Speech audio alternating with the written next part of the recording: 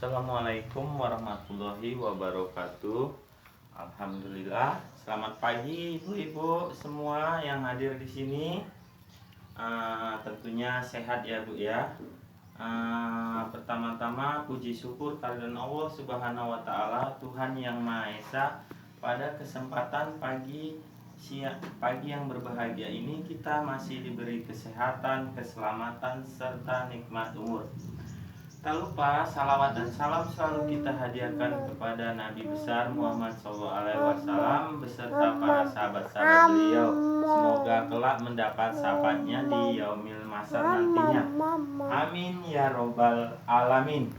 Nah, ibu-ibu, hari ini kita semua bahagia, sehat, serta mendapatkan hidayah dari segala sesuatu pertemuan-pertemuan yang bulan lalu kita lakukan. Nah Bu, kemarin kan udah kita belajar beberapa modul ya Bu ya, sesinya, langkahnya semua udah kita ikuti. Nah Bu, apakah udah diterapkan Bu kepada anak-anak kita atau dalam kehidupan kita semua? Baik itu bimbingannya, baik itu cara berpikirnya. Makanya Bu,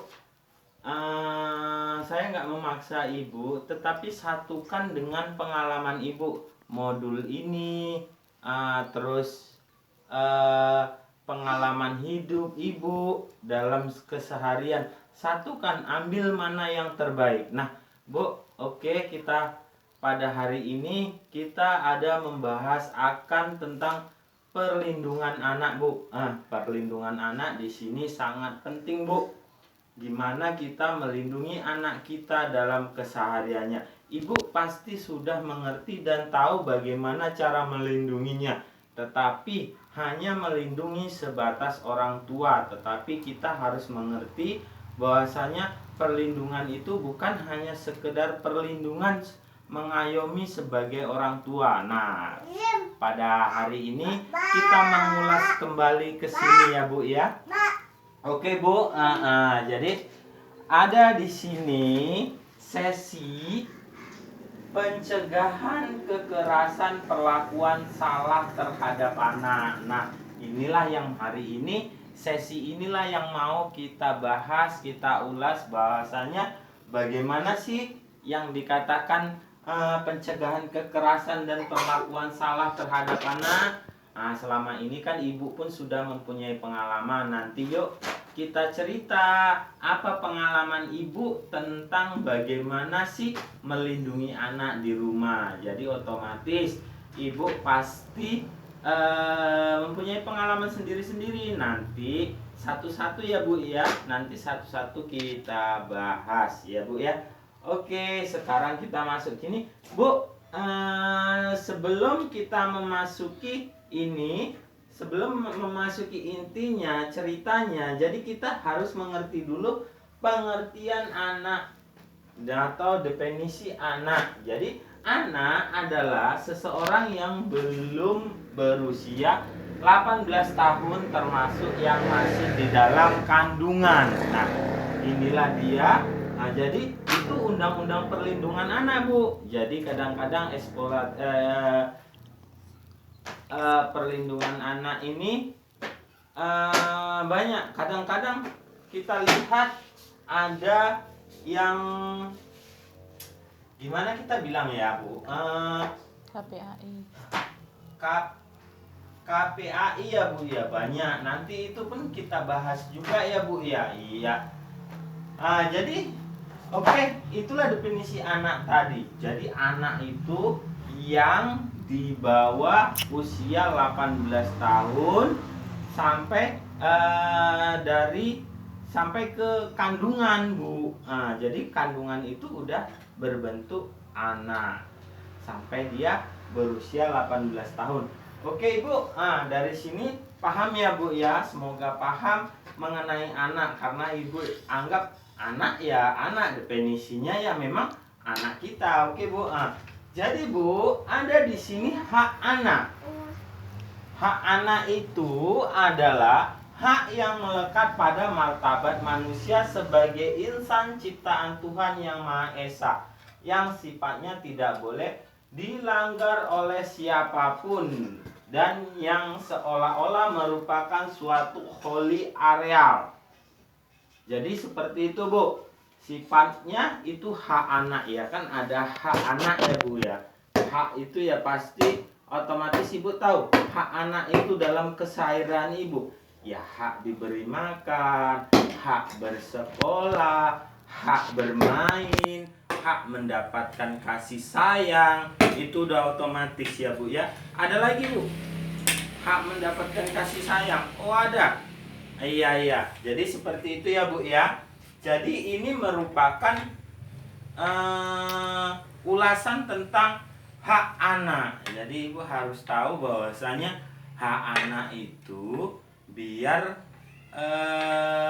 pertumbuhannya pun atau tingkat IQ-nya itu lebih kental kalau kita memberikan hak-hak anak itu. Jadi Bu, sekarang otomatis ya, hak anak itu sebuah aset untuk Ibu.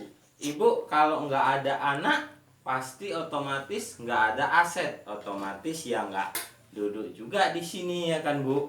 Jadi itulah, Bu, anak itu menurut Ibu itu aset. Aset pada saat sekarang ini untuk merubah pola pikir atau menaikkan derajat Ibu dari yang susah menjadi senang. Jadi makanya, Bu, kalau anak tidak benar-benar diberikan haknya atau dilindungi, itu otomatis akan mengacu kepada ya sama aja, tidak memutus mata rantai kemiskinan. Jadi kan, Bu, PKH ini ingin memutus mata rantai kemiskinan. Jadi otomatis jangan nanti anak ibu sendiri udah susah ya kan, Bu, terus tambah lagi anak setelah dewasa menyusahkan. Itu karena akibat kurangnya apa ya, Bu ya, kurangnya hak-hak anak yang diberikan.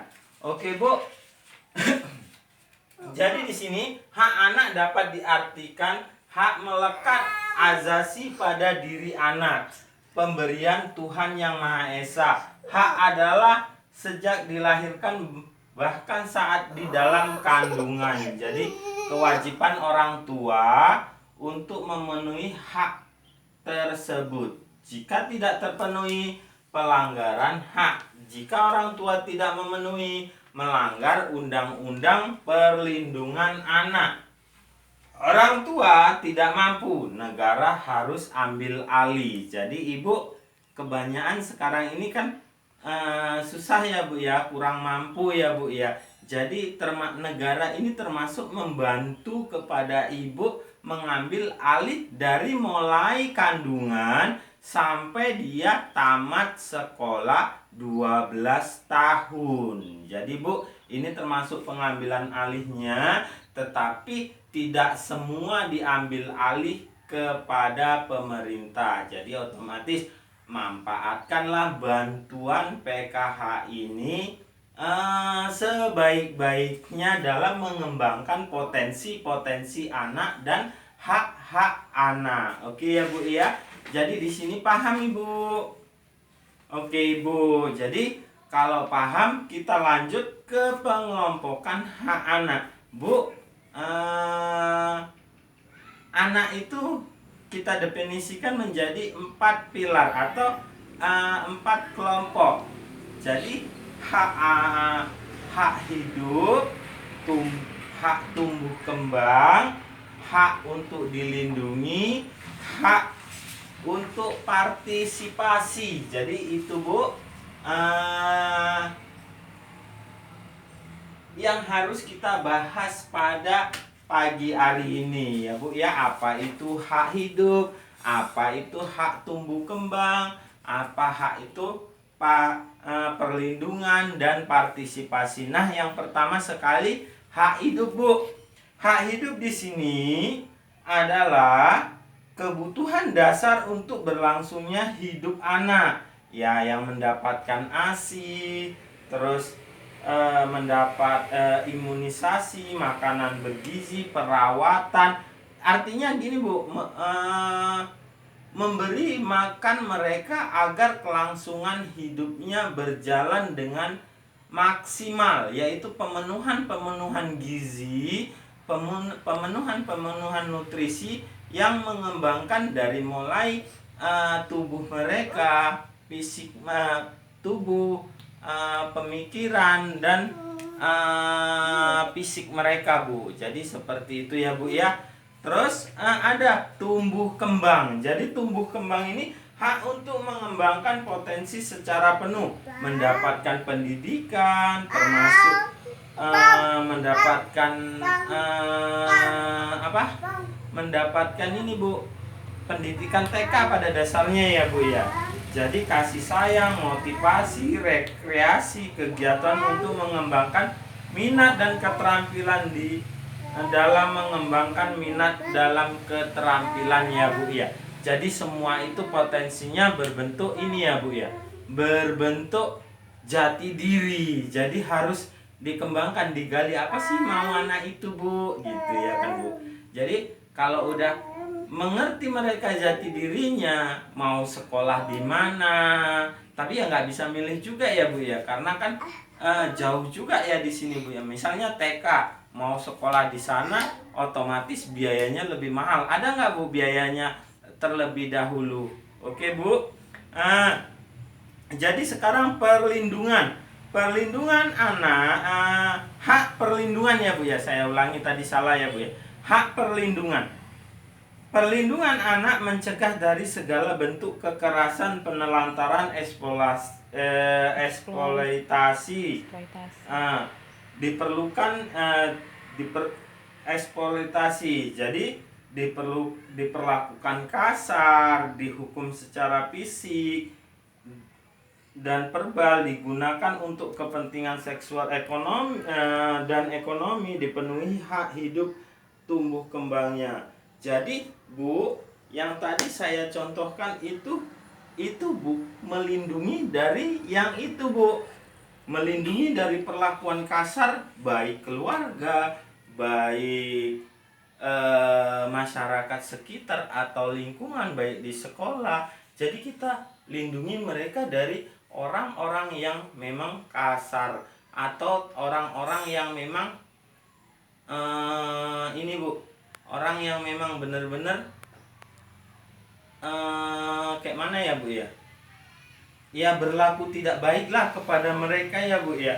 Baik itu ya, ibu kalau ke ladang anaknya dibawa enggak? Oh, ada yang dibawa ya. Ada yang main-main juga ya. Oh ya Bu. Jadi bisa juga dibawa. Disitulah kita tanamkan kepada mereka bahwasanya gini loh kedepannya, gini loh. Kalau anak kita nggak mau sekolah atau memang nggak mau kayak mana ya, jadi tidak ajari mereka tidak memutuskan, ajari mereka memutuskan mata rantai kemiskinan dari cara pola berpikir mengenai bekerja sambil bermain. Misalnya gini Bu, kita ajak mereka ke ladang, otomatis ke ladang membersihkan lumput. Jadi di situ diajari mereka bahwasanya belajar sambil bermain, belajar bermain, berkebun pun bisa Bu. Jadi di situ tingkat ibulah yang berpikir segala sesuatunya, bahasanya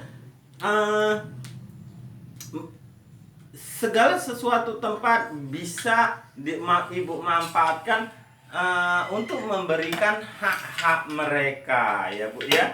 Oke Bu, jadi sekarang partisipasi ya, partisipasi pada anak untuk terlibat dalam hal-hal mempengaruhi hidup mereka sesuai usia dan tingkat perkembangan anak. Meminta pendapat dalam pengambilan keputusan, misalnya sekolah, makan, pakaian, pola asuh, hobi ya Bu ya.